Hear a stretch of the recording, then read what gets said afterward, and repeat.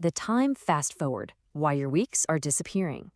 Okay, let's dive right into this explainer, where we're going to unpack a deeply unsettling, yet kind of universal feeling you've likely been having lately.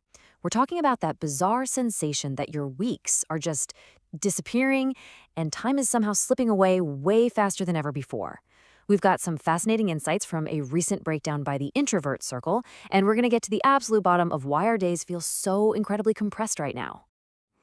Why does it feel like Monday again? I mean, seriously, you wake up, you go through the motions, and before you can even catch your breath, your entire week has vanished.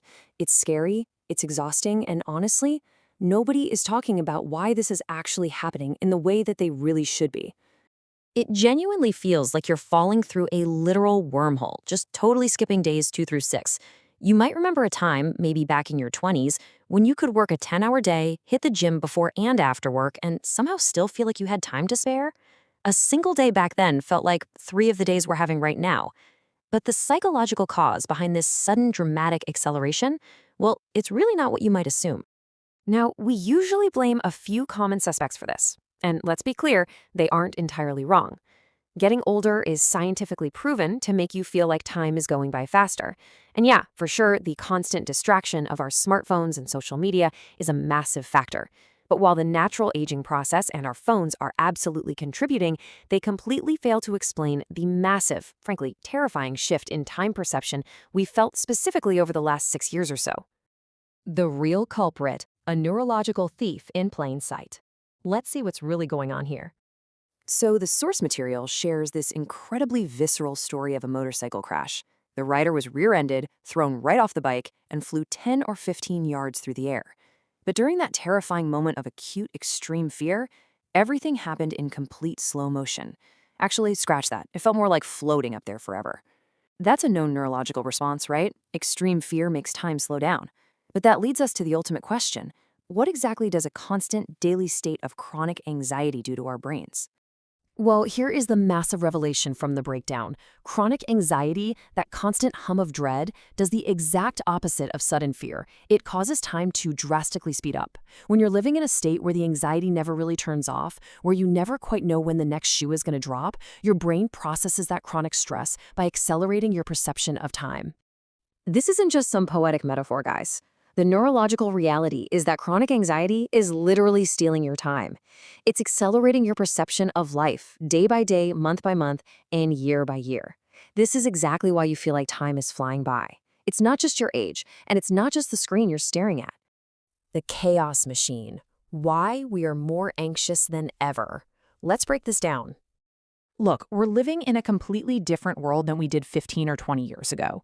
Unpredictable new events are happening multiple times a day, things we have absolutely zero control over. And what do? We constantly try to figure out what is true in a world that is just flooded with garbage information. We obsessively try to solve the world just to feel a tiny bit safe. But as the source points out, spending every waking second absorbing chaos isn't staying up to date, and it definitely isn't being aware. It is just raw anxiety, constantly feeding that modern dread engine. Taking your time back. The antidote to the fast-forward effect. So how do we stop this neurological time theft? The antidote really comes down to 3 incredibly practical boundaries. First, help locally. Focus on what is actually within your grasp to change. Second, make the firm, conscious decision to ignore the uncontrollable chaos around you. And third, log off. Just step away from the doom-scrolling pit of social media, because absorbing all that panic isn't making you an informed citizen, it's just speeding up your internal clock. By putting up these boundaries and taking simple actions like going outside for a walk or just taking care of yourself, you effectively cut the fuel line to that anxiety. Now, as much as this feels like a uniquely modern internet-era crisis fueled by our crazy 24/7 news cycle, let's look at this number, 2,000. This proves that we're actually dealing with an ancient human struggle. Life is very short and anxious for those who forget the past, neglect the present, and fear the future. The Stoic philosopher Seneca figured this exact phenomenon out almost 2,000 years ago. He recognized way back then that allowing anxiety about the future to rule your mind will always, without fail, steal your present moment. It's wild, right? We're still trying to learn the exact same lesson today, that fearing the future makes life feel tragically short. So I'll leave you with this final, empowering thought. Peace doesn't just happen. It doesn't just fall into your lap, and it's certainly not a default state in today's world. Reclaiming your time isn't about giving up on the world, but rather making the active, daily choice to protect your peace. You have to decide every single day to not let chronic anxiety steal another week or another year from your life. So, are you actively choosing your peace?